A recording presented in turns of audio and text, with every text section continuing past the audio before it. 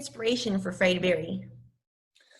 Um, my inspiration for Freiburg, shit, it's a lot. It's a lot of things. Overall, looking at the movie, I'd say like 80s cinema. I grew up with watching like 80s horror films or just all around 80s movies of references, whether it's Close Encounters or E.T. or Aliens or Terminator. Or even like, some 70s movies like One Flew Over the Cuckoo's Nest and stuff like that. But inspiration and influence behind it as well is just where I was at the time with my career, where I went through a pretty tough time. I had something, it was about 4 years ago, I had something wrong with my kidney. I had an operation. I got sepsis and nearly died. I had a girlfriend at the time. I went through a bad breakup. There was lots of stuff that I went through. So where I was at that time in my career, always, being wanting to shoot a feature film and coming close so many times, and it just never happened. It got to that point where I was just like, what is at the top of it? Like I hit depression, got to the bottom of the pit, and I was just like, what is at the top of my list to do in life and to try and get me out of this deep hole that I was in? And at the top of the list was to make a movie. So, and it came around really fast. As soon as I got the idea, and I was like, that's it. That's the one thing that I know that I've always wanted to do, and I know that would get me out of it.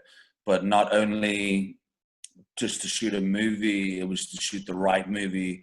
And I've got loads of other scripts, but it had to be the right one where I could put so much creativity into a project.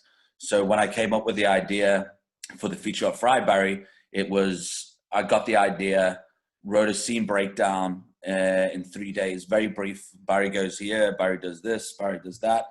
And then from there, a month later, we started shooting, but we shot it in blocks. So it was like shoot, plan, shoot, plan, shoot. And that went on for 1.5 years. So the movie developed, it was very well thought out, but the movie developed as we were going. So because we were shooting it in blocks, it would be like, okay, we got this now. What could happen or what could lead on to this? So I was still kind of writing it, but it wasn't a physical script. Apart from I wrote, 6 or 7 pieces of dialogue for the main bits of dialogue in the movie for certain characters, and that was it. And it just developed as we went. But the important thing was, going back to your question, it was that I had to do something really creative. Like I could have done all those other scripts that I had, probably would have been way easier than Fry Barry, but at the same time, I needed to do something really, really creative. So when we were on set, it was being in that moment and workshopping with the actors and coming up with ideas. And that's where some of the gems came from. We were like, oh, this is a cool idea. Let's do this. So it's not your normal conventional way of making a movie, but that's what's special about it. And that's what makes the movie special in that sense of, being in a team, being in a crew, surrounding yourself with amazing people, and coming up, myself coming up with those ideas on the spot, and I think that's what just made it special. That's really awesome. And you mentioned those 80s influences, and my next question actually was going to talk about some of that. There's very retro lighting with the red and blue green shooting neon lights, and I was going to ask if that's what you were going for, like sort of that 80s, like sort of like a drive-in movie type feel. Like, yeah, absolutely. I mean, it was very. I'm an '80s kid, so all those references of even stuff with like John Carpenter movies or David Cronenberg, David Lynch, or old school Spielberg movies, and so I mean, I'm a major fan of like '80s cinema, so it was great because I knew I wanted to make a cult style movie.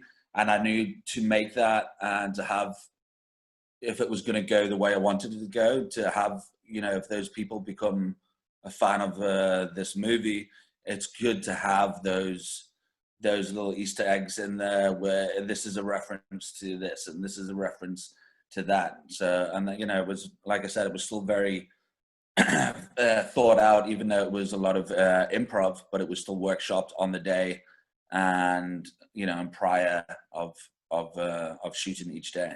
I love that we get to see what happens on the spaceship. Can you speak a little bit about the alien design? Yeah, that's actually one of my favorite scenes. So for me, obviously, it was very visual, and the tone of it that I wanted a certain way with, you know, with sound effects and, you know, the sound design and stuff like that. But it's also like, I mean, one of my other references for that scene was that 90s film, Fire in the Sky. So with that, like, I love Fire in the Sky and I love that scene. And still today, it's I think it's still the best, you know, alien abduction scene. So, you know, I love the fact, you know, I love how they shot that. So obviously I wanted to make it completely different and just have a different tone, but still quite weird or disturbing. And saying that, it's just like, you know, how many films do we watch about alien abduction or mention alien abduction, and it's always like the anal probing or stuff like that, and it's mentioned all the time and we just never see it. So I mean, some people could watch Fry Barry and think that I've just put things in there to shock the audience, and it's completely opposite. It's just like, I mean, so, you know, some people have watched Fry Barry and they're like, oh, it's a bit too hectic and it's a bit this. And for me, I think it's like, it's not that bad to me, or I don't know, it's just, maybe it's just me, but it's just like, you know, people have been shocked by this or not expecting certain things. But I mean, overall, like, I think of other films, I'm like, yeah, that's like way more hardcore, that's way more, you know, graphic.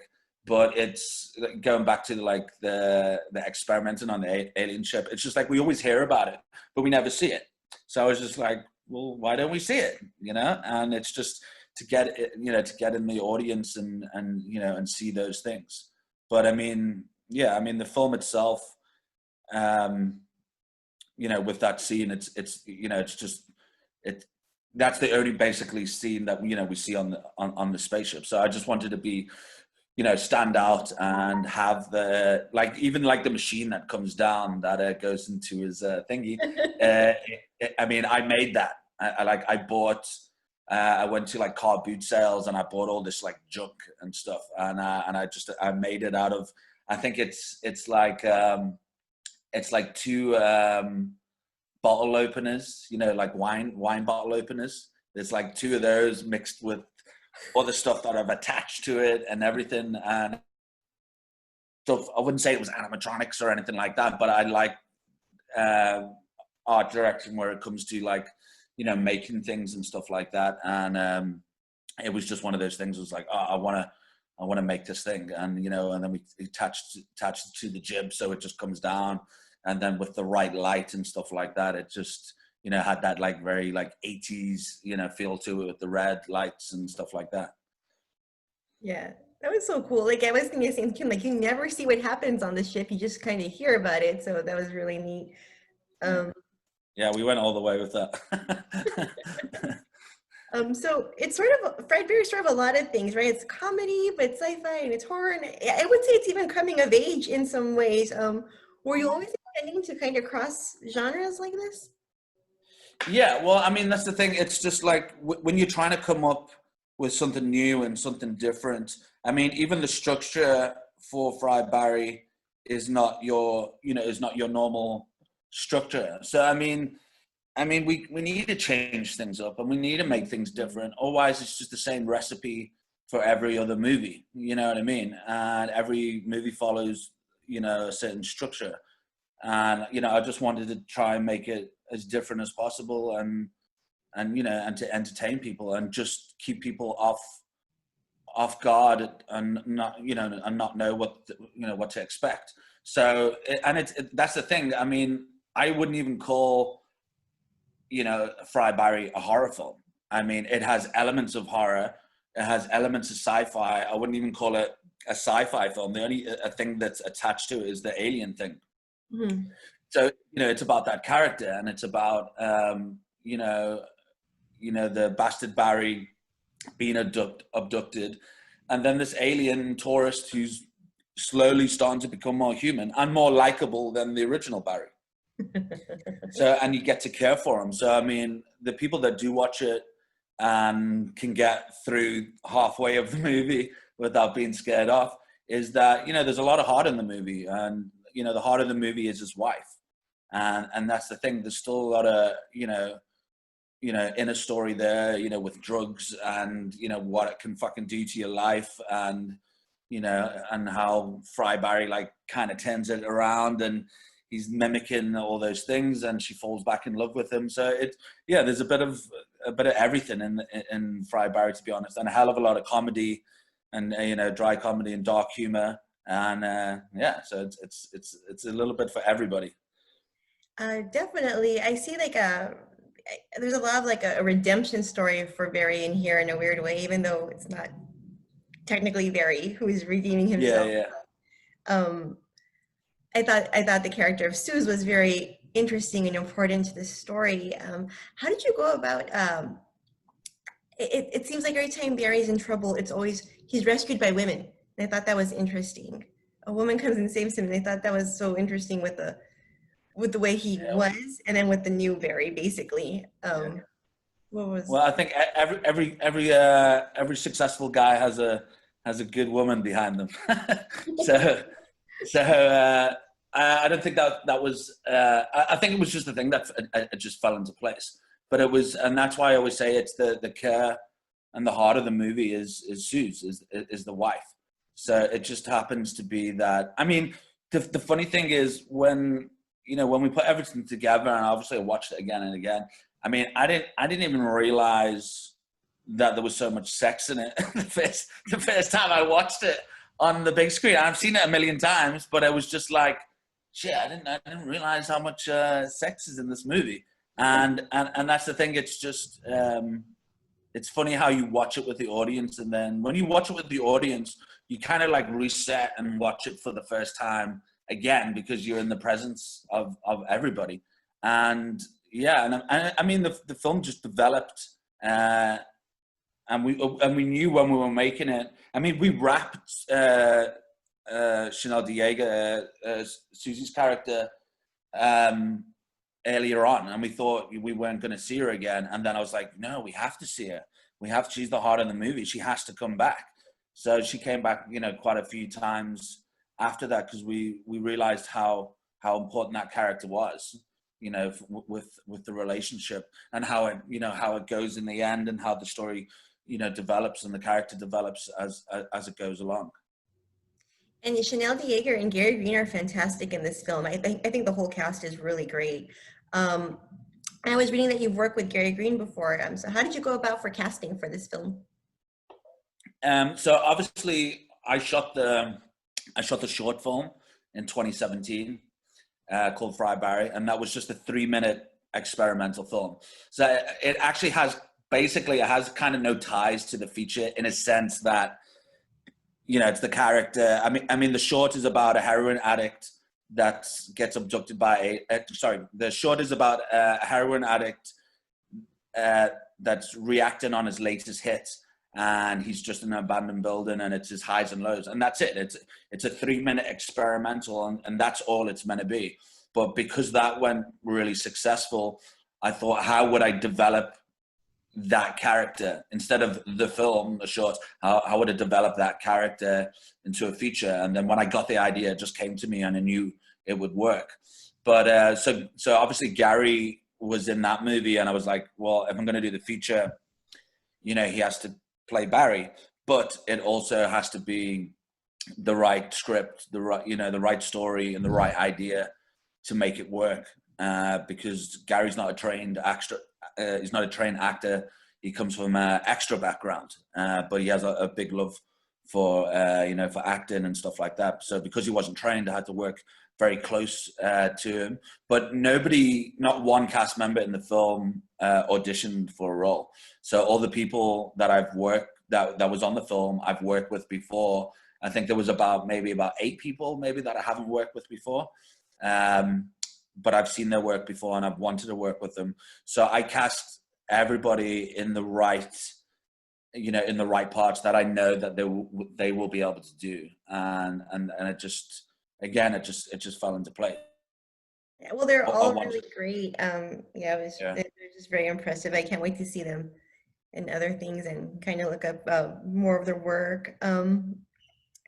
There are, you mentioned some people, if they can make it through half the movie, right? You mentioned some scenes are kind of over the top, and I thought it was all really, it goes with the story. It's an over the top story. Yeah. I mean, There's, you can't take Fry Barry seriously. It's just a crazy, wacky film made for entertainment. That's. I mean, this is why I always say the story of the movie is about a heroin addict that gets abducted by aliens, is spat back out, and now the alien's in his body, and it's this alien tourist on holiday, and he's just going around. That's it. That's the story. It's not going to be this, and it's not going to be that. Yes, we've got the other subtext in the movie about the drugs and the relationship, but that's it. It's just an easy, fun ride from A to B, and that's it. And even though it goes A to B within the linear storyline, it's just a fucking crazy, wacky film that just goes, but it still gets to that, to that end point of the movie. yeah, it's totally bonkers, and it was so much fun to watch. And I think there's some scenes that I don't want to spoil it if anyone hasn't seen it, but they're gonna just be in my memory forever. And I was gonna ask, is there anything? Do you think you ever held back on anything? Like, is there anything that you regret? Maybe not.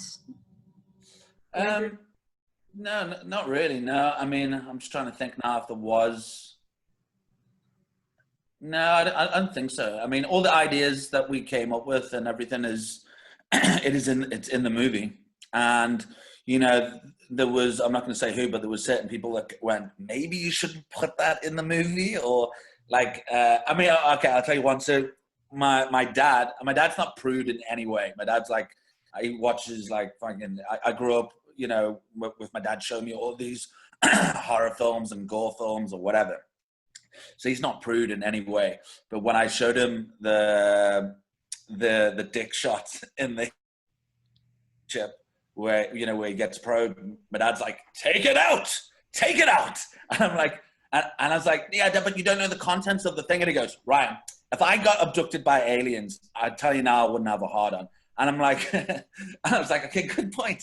But I said, it said you got to see it as a full scene. It's like a 1 second shot. And I said, it's just a dick. So what? It's just a dick. Ryan, take it out of the movie.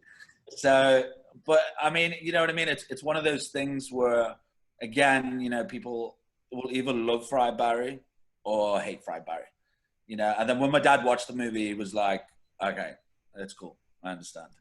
So, but it's just one of the, Fry Barry is one of those films. You either love it or you hate it. You either get it or you don't. You either got a big sense of humor and dark personality, or you don't. You know what I mean? And some people, I mean, if everybody liked the same thing, it would be stupid. So it's good. What I love about Fry Barry the movie is that the people that will love it will absolutely love it. The people that will hate it will talk about it. So there's plenty of films that get made that people don't talk about, and they just leave alone, and it's not worth a conversation. So for people to speak about it, even if they don't like it, that's great. That's a win-win for me. And I mean, you can make a movie and it could just get lost out there and nobody to ever talk about it. So for me, it's important to, to have people that like it and also don't like it. I like the fact that some people don't like it. I like the fact that some people have watched it and been like, I don't know, I don't really like this film. And then the movie completely changes and turns, and it's not what they expected. And they're like, oh, I started feeling for the character, and I didn't realize it would go this way. So it's interesting to see how people will take it. And then, I mean, there's some graphic scenes with sex, or there's the blowjob scene and stuff like that. But, some people look into things like way too much and be like, oh yeah, this is this and that's that. And it's just like, it's just a movie. It's just a movie. It has nothing to do with, straight people or gay people or lesbians or this or that. It's just a movie. It's just a fun movie. And that's it. And that's, you know, you get those people that will look into anything and find answers in anything, and they just look too closely. And that's why I said before, it's, you know, the synopsis of the movie is what I just said before. Like hidden message in there or this or that. It's just made for entertainment. Apart from, you know, the drug thing and the synopsis with the alien taking over his body. Apart from that, the inner story, which will absolutely nobody will get, is also the shit that I went through. Nothing to do with drugs or anything like that, but it's just like I was saying before, I went through a really hard time. So there's, you know, there was me going through that hard time and me trying to come out clean at the end of, you know, the struggles that I went through with depression and everything. And that's in the movie that probably, you know, nobody will see, but it's the filmmaker's journey that, you know, I went through and the struggles and, you know, to make the movie. So there's a lot of me in the movie, but like I said, nothing to do with drugs or sex or anything like that. It's just that, you know, the struggle as a filmmaker to make my first film. And if I didn't go through the shit that I went through, I wouldn't have made this film. I tell you now, I wouldn't have made the film. So I'm very happy that I got to make this movie, and I still can't believe that I made this movie. So I'm I've come to a point where you know, Fry Barry saved my life in so many ways, and I'm very grateful that I got to finally make my first movie. That's great. Like I for one am definitely in the I Love Fried Berry camp. I'm looking forward to see if do you have any more projects coming up? There's a documentary that I can't speak about too much. That's I've got a few more days to shoot on that, and then next year I want to start on my new film, which I also can't talk about too much, but it's based on time travel. Nice. All right, so we'll see. Yeah. We'll see what happens with that when it comes out, right? Look forward to it. Well, thank you so much for joining me today and talking to AIPT. Thank you so much. We really enjoyed the film. Do you have any parting words before we go? For a start, thank you so much for having me. Thank you so much for even enjoying the movie. I really appreciate it, and I love to speak to people that have watched it and checked it out. And yeah, I'm just happy that people are watching it. If you haven't watched it, go check it out at Fantasia, or go check out the trailer. And yeah, and just thank you for having me on your show. Thank you. It was so nice talking to you. Amazing. Thank you so much. You must keep well. Take care.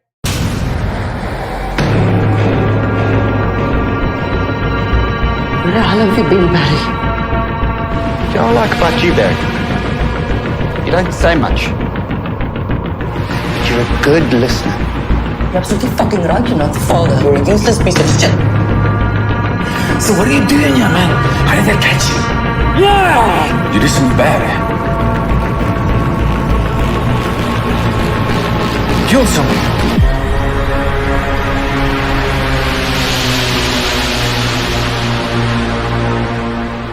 You're not my husband, are you?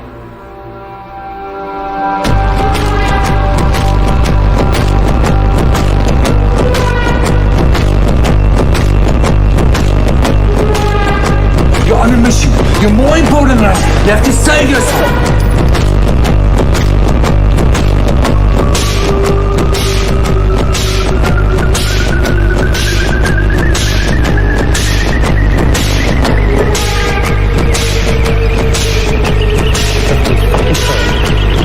What is your name? That's a big one. Wow, you big boy.